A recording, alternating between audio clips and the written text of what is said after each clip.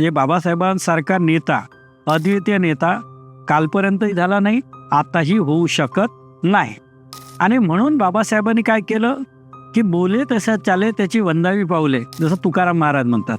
तर बाबासाहेबांनी लोकांना सांगितलं नाही पहिले की तुम्ही शिका, शिकल्याने काहीतरी फरक होईल.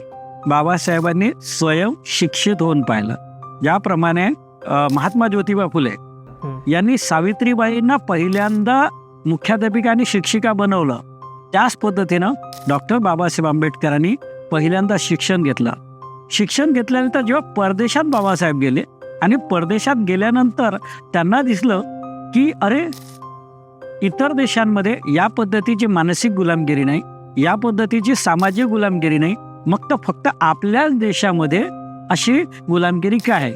आणि मग या गोष्टीचं मूळ जेव्हा शोधून बाबासाहेब जेव्हा भारतात आले तेव्हा त्यांनी बघितलं की पहिल्यांदा आपल्याला शिक्षित व्हावं लागेल.